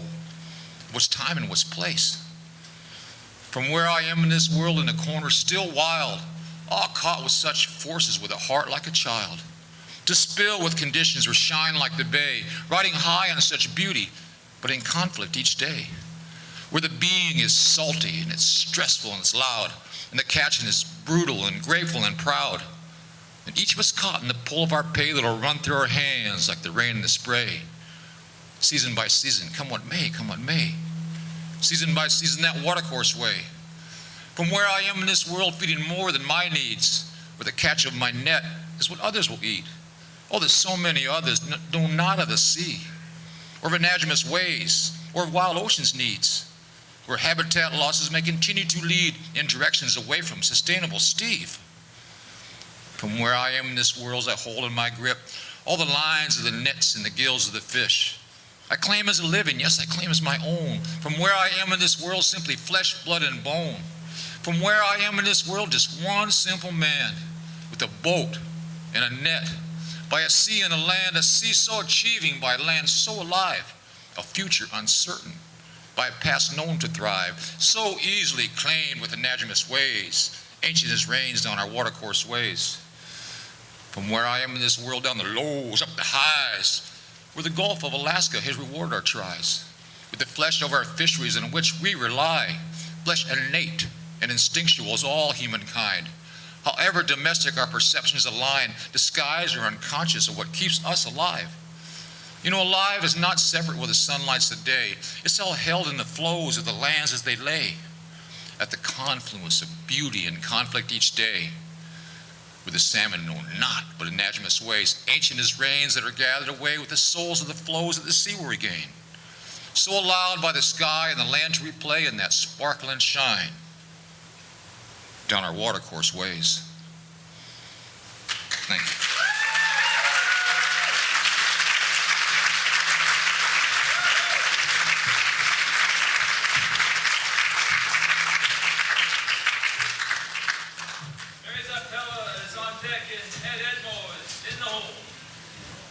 Thank you. So glad they got that rail up because now I got a stuck name. This is very current. Somebody's boat just went down, a crabber in.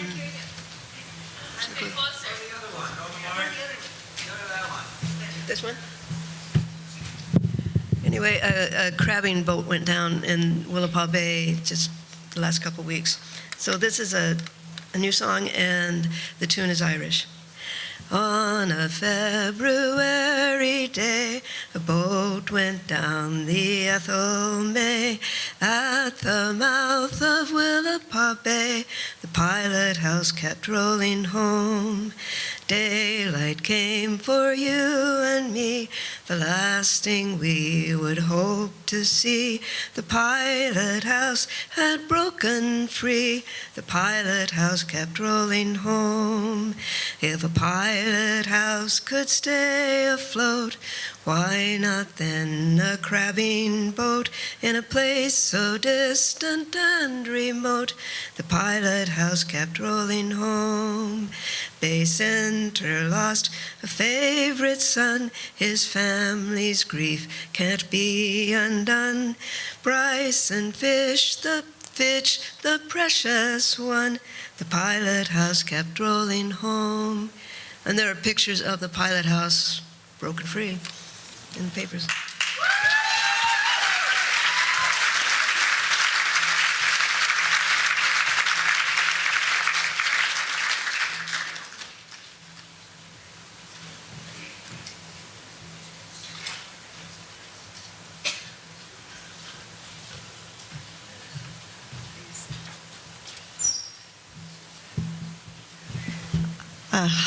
My name is Tella Adson from Bow, Washington and Sitka, Alaska, and a lot of you know I am a notoriously soft touch, and by Sunday morning I am cracked wide open and very verklempt. And particularly this year with the love and support that so many of you have shared for my partner Joel Brady Power and for me. And I'm really looking forward to having him back with us next year. And meanwhile, thank you so much for holding him. Yeah. Thank you. So, John, if you could actually see these pages, they are like scrabbled to shit because I'm trying to keep it tight. So let's make sure I don't lose my place. This is called How It Ends. Martin tells my favorite end-of-season story. It was a beautiful day at the Cape, flat calm, sunny. My dad looked over at me and said, "Let's quit." A teenager at the time, Martin was baffled. He grew up trolling with Lloyd, his dad. The boat was a beast, and so were they. There wasn't a ripple on the water, and they were catching. Who would quit then? My dad gestured around us and said, I want to remember the season, just like this. The way Martin's dad chose to end the season on his own terms, freeze framing on his desired memory, isn't all I remember of Lloyd. 5 years, he intoned to us through most of our adolescence and beyond. This fishery's got 5 years left in it. Folks have been crying, the sky is falling, declaring salmon trolling 5 years from extinction, the past 70 years or more. And still, young people buy in, get starter boats and permits, struggle to make their way, determined to pursue this audacious venture as if the dream can be theirs. Can it? I spend winters delivering the Nurka's catch directly to chefs, fishmongers, and families. Land friends who want to know the story behind their salmon. The wall above my desk is a cheerful medley of kids' salmon drawings, cards, and thank you notes. Words I revisit to reassure myself that my work isn't a one-sided practice of taking life, but a reciprocal exchange of giving it. I tell myself we're partners in preserving healthy oceans, forests, and all the living beings dependent on them. A sea-to-plate story, my email signature reads, told with love. Love is the rub. Love is bittersweet gratitude for ending on the perfect day. Love is gritting your teeth to get through the fishable day. Love is fear of going through life without either. Love is why it's so tough to call it a season. Because always the unspoken question, when we bring our hooks aboard, will they go back out? Are we stacking the gear for the last time this season or for the last time? When we pull into the final stall, buoys whisper a rubbery swoosh against the dock. Lines cleated off tight. Turn off the engines, tie buckets over the exhaust to keep out the autumn rains. Turn off the stove, turn off the VHF. The ringing in your ears and reverberating thrum in your body, those stay on. You'll carry those with you for weeks. Reaching for the town hoodie free of gurry, notice, dried to the delicate flesh of your inner elbow, a single salmon scale. Peeling it free with a fingernail, you know it won't be the last. Come winter, you will still find salmon scales clinging to a beanie, a duffel bag, the toe of a boot, marveling with each discovery that they are somehow still here, still part of you. Climbing down over the rail, pause in the limbo between boat and dock before here shrinks to there, before now fades to a distant memory of then, before confident I am introductions drop, nothing more than truncated shrugs. I was. Walking up the dock, you pass a feather floating between piers, a downy piece of fluff balancing between worlds, a last chance remainder of some living, breathing being that was there, then wasn't. If you hadn't seen it, you wouldn't have known it was there at all. Thank you.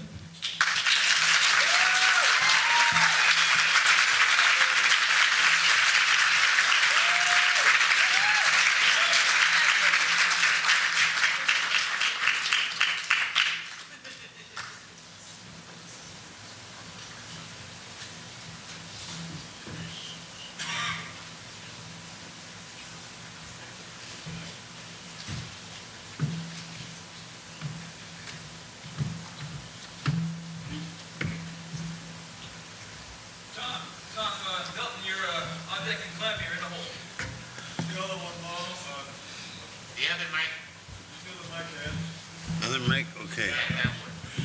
Okay, good.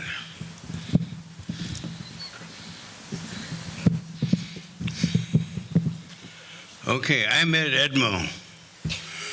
A couple of days ago, I was up at 5:30 a.m. I got a free present. Somebody gave me an iPad with a keyboard. So I was up at 5:30 a couple of days ago writing poetry about my presentation yesterday. I was raised at Slough Falls, Indian fishing village on the Columbia River. What I miss most is the mist. I'd stand on the east side of the falls. The wind would blow, a light mist kissing my cheek. I'd watch grandpa, uncles, cousins fishing. I thought too, when I grew up, I'd be Columbia River fisherman. My positive role model was taken away when the flood of the dam covered up the Great Falls. I speak at schools. I tell the students I got my fishing hat on, my fishing vest. I'm fishing for an envelope with a check in it to take it to Safeway and buy food for my family. I fish in a different way. What I miss most is the mist. Thank you for listening. Thank you for FisherPoets. Glad to be here. Good time, yeah.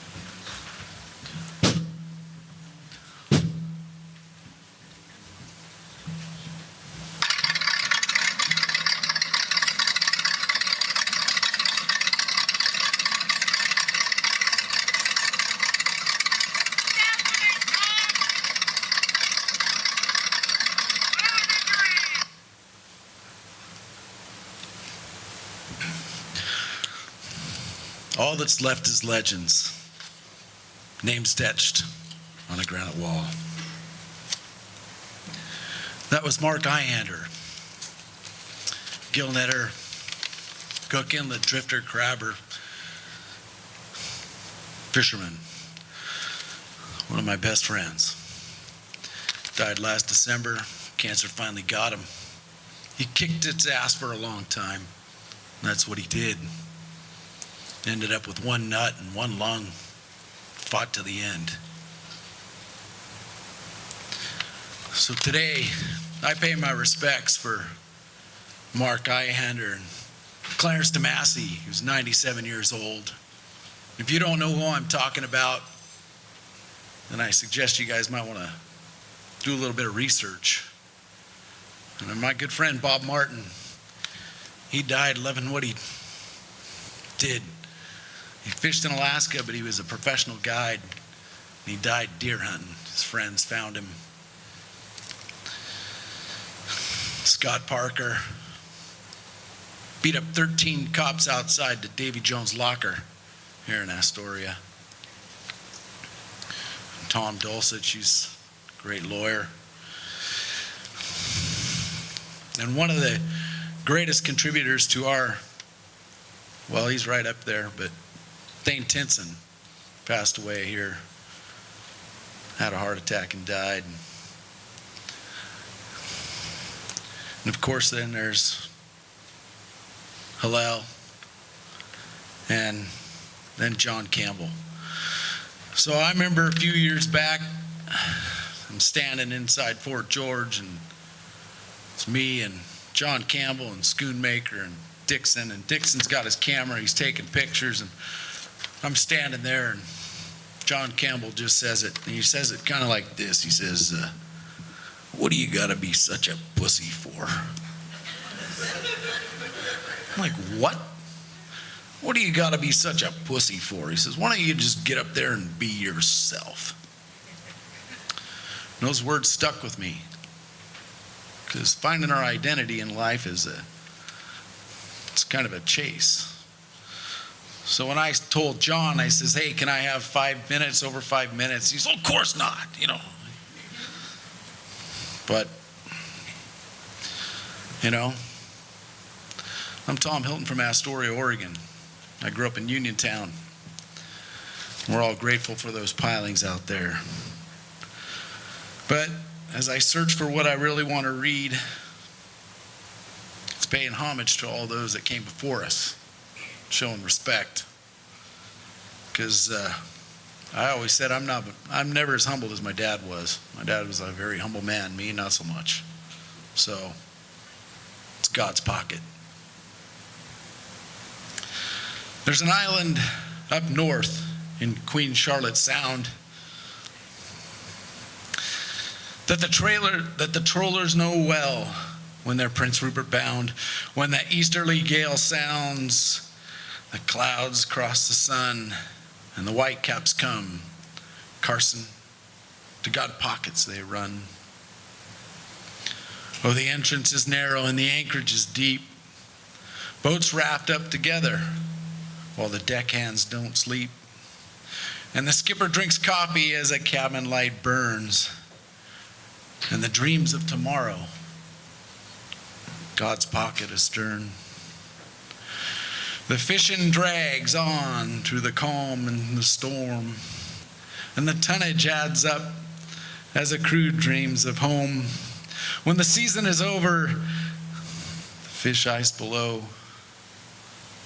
When the darkness falls early, to God's pocket they go. Oh, the entrance narrow and the anchorage deep, boats wrapped up together while the deckhands do sleep, and the skipper drinks coffee as a cabin light burns, and the dream of tomorrow, God's pocket stern. When the morning at first light of dawn, across the wide channel of the trollers have gone, the island lies lonely with the rocks and the wind. God's pocket remembers all the sailors within. Thank you very much.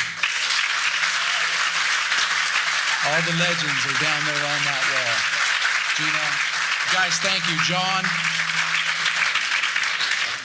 I mean, a lot of you don't know me, but those that do, I'm extremely grateful to have this opportunity and to be in my hometown, stand up here and look at all you guys and think about where we've come, because this is all we got. Thank you.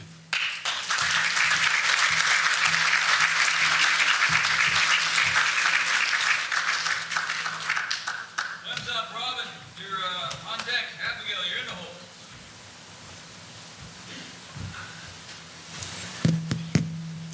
I'm Clem Stark from Dallas, Oregon. I'm glad to be back here after 3 years. I have really missed this event. You know, I worked on a lot of different jobs with a lot of different crews, but this gang of Fisher Poets is the best crew I've ever worked with.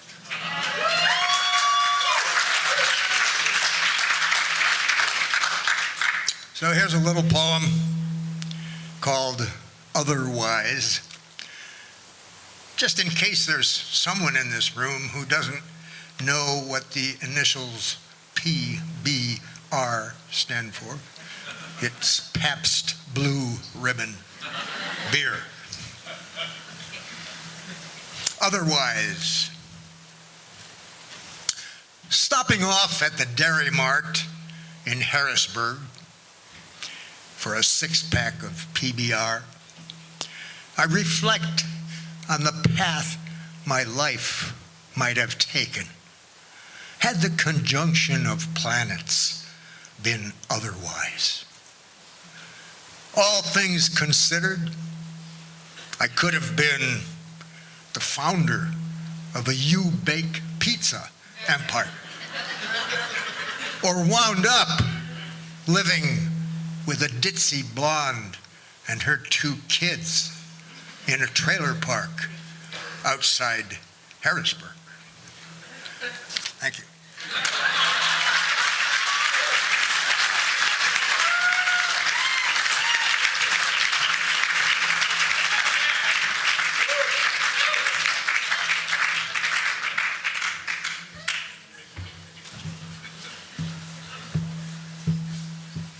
I'm Robin Koger. The fish camp I know is on Chiswick Island on the west side of Cook Inlet. Lines. I've got too many lines to keep track of. I've got one line with knots tied in it I use to keep track of my speed. I've got one line tied to the buoy I use to keep track of my boat. I've got one line I use to keep me tied to those I need. I've got one line tied to my boy I use to keep him from sowing all those wild oats. I've got too many lines to keep track of, and I'm always looking for just one more line to tie it all together. I've got one line I keep tied fine.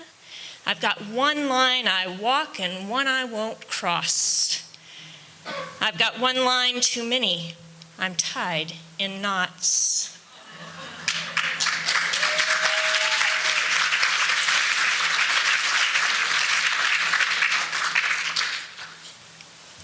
Body and soul. We take in order to provide. The sacrifice and danger feeds the world, we tell ourselves. We need this work. We do this work because it fulfills us. It validates us. It defines us. It connects us to our ancestors, to our Creator, to each other. It feeds us, body and soul.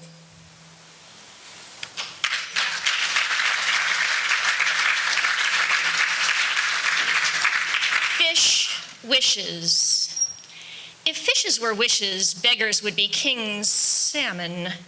If wishes were fishes, King Salmon would be mine. Thank you.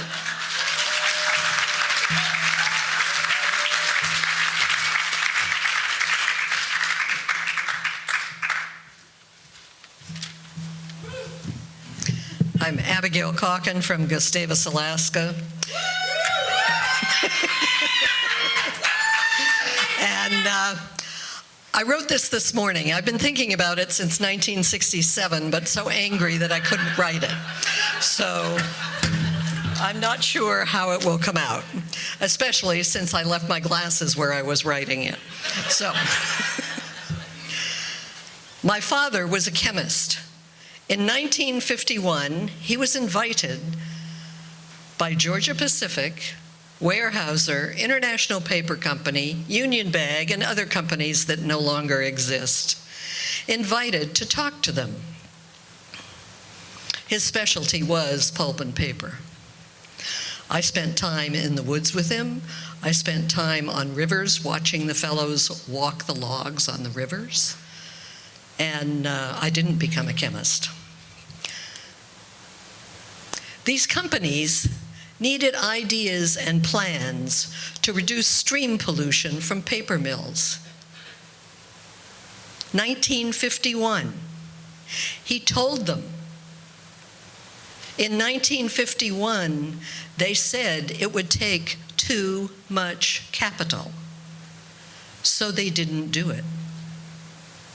And so the fish were going up and down. I don't know whether they survived. I don't know whether they, just poisoned what we eat. But the companies wouldn't do anything. 25 years later, I'm sitting in my in Topeka, my house in Topeka, Kansas, of all places, watching television, watching 60 Minutes. And suddenly, on the program came, the federal regulations have now been established to keep these paper companies from releasing these chemicals into the streams. And I'm thinking, but we had the solution 25 years ago. Why did it take this long? Why did no company say, I'll be the one to invest some principal? Nobody did. Makes me angry. You can't see me, but my face is getting redder and redder. Okay. To clean it up. And they cleaned up the streams. And then in 1996, I see another program about the ones who, a couple of paper mills that didn't clean up the streams and still needed to clean up their streams. And I'm aware, okay, that's the end of the poem, but I have another comment. And this poem will definitely be revised, but I think after, 1967, some 55 years of anger, maybe I'll mellow it a little bit so I can write. No, the anger will stay there, but I'll mellow it enough so that I can write it in better form. But we think of, we complain, probably not a person here, but countries complain about people migrating north, and we're getting all these refugees, and what are we going to do with them? Okay, and this morning, I thought, well, what about the fish? They're doing the same thing. They're migrating north for cooler waters. And are the fish that are there complaining that these newly guys have arrived? No, they're moving north too, because the water's too warm for them. So I don't have an answer. If I did, I probably wouldn't be standing here, but I definitely would be writing about it. So thank you very much.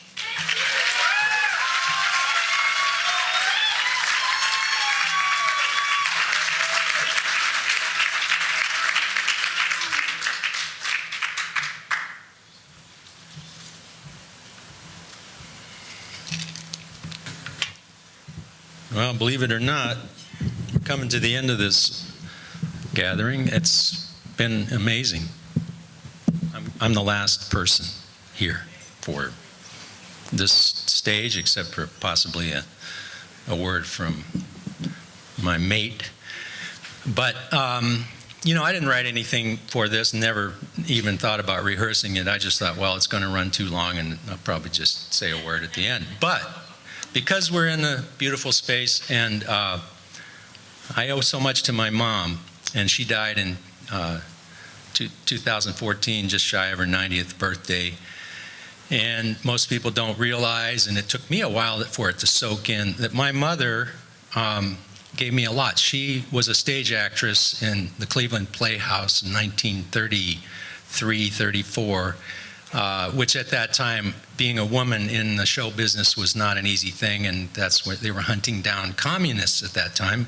And, a lot of creative people were associated with the Communist Party. But anyway, it was something that soaked into my consciousness. And when we sent her away the following summer in a small post and beam church on Little Cranberry Island on a Sunday, I took it upon myself to play a piece on the harmonica, and all I had was a major diatonic in the key of G, which means that I have to bend one note, and I thought, can I really do this? So I had a young woman play the organ, and then I said, you play one verse, and then I want you to stop. And so I thought I would just do that for my mother and for all those that have passed before us, including some we've known and some that we haven't. But so I'm going to call in those spirits right now.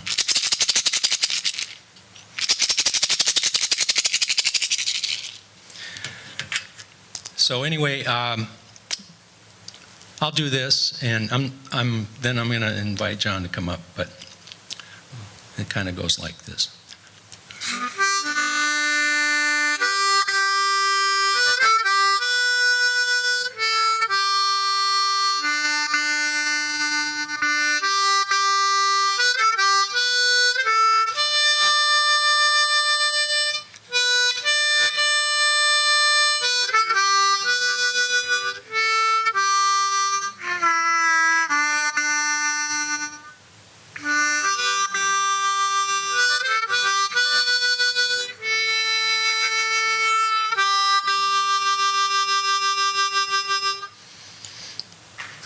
Thank you.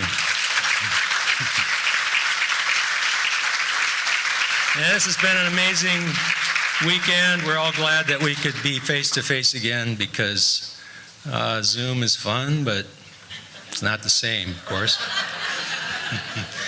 We're grateful, very grateful. So, I want to say a few words, John? A few. Yeah, just a few. Thanks, Jay.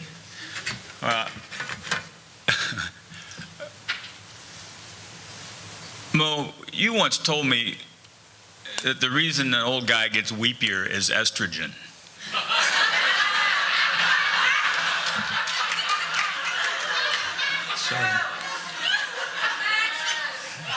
So at any rate, I'm just glad of it, you know. So, well, what a wonderful.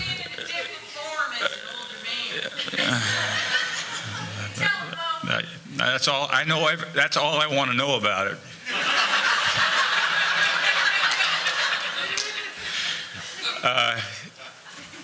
Well, you know, I think that I don't have to tell you how pleased we are to have you all here and to be together. I won't do it again because you all know it yourselves.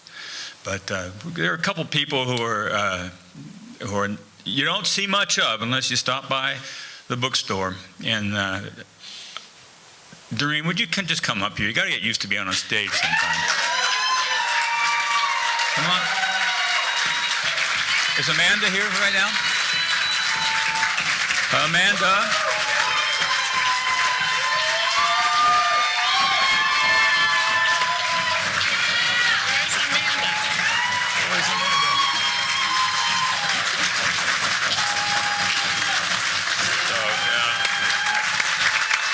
Yeah.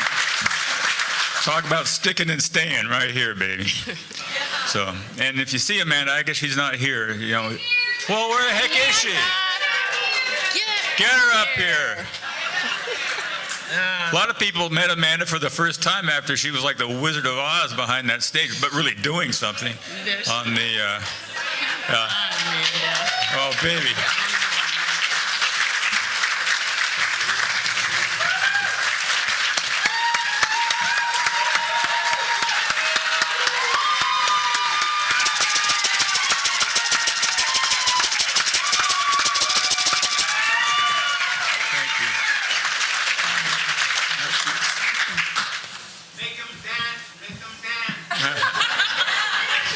Next year, they're just getting used to being on stage first, you know.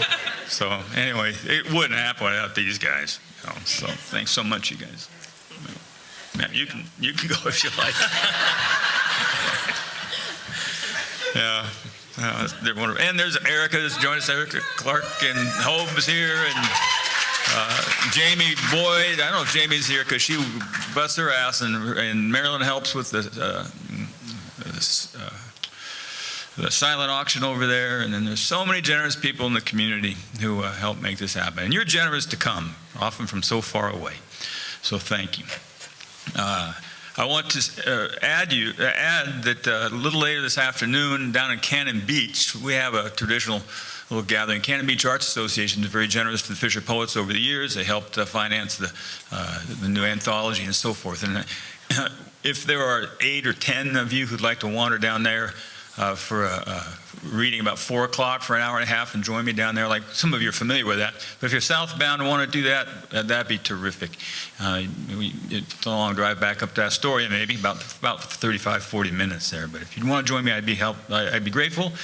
Laura is given a read there at the same Cannon Beach Arts Association Gallery, I think at 3 o'clock.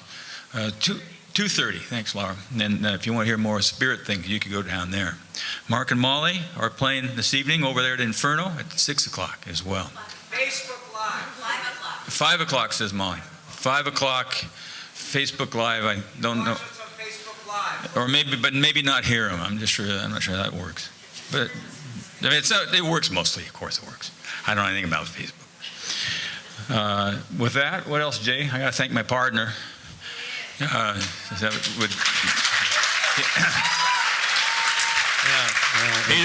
Thanks to a lot of people that threw in with us because we lost our sound man and their crew. And so every venue had to be strung together from engine room parts and toolboxes. And anyway, we got it done. We got some great people. The sound was good. I heard it pretty much everywhere. there were some glitches, but I want to thank all those people that stepped up. And youngins and oldins and running boards at 9:30 and 10:30 at night and fielding difficulties. And in fact, we had to even switch venues at one point. So this was an interesting weekend. But anyway, yeah, thank you very much to everybody. Congratulations. Thanks very much.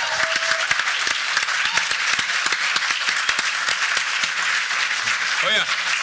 Pat wants to remind us that he'd take the annual FisherPoets Gathering photograph. Across the street, right outside in about 15 minutes. Okay, get there, because you can linger way long here if you're not careful. We'll linger out there.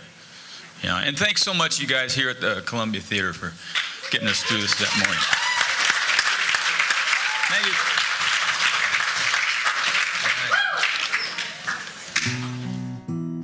Far away, far away, far away across the beautiful ocean, am I bound to sail all alone, far away across the beautiful sea, far away across the beautiful sea.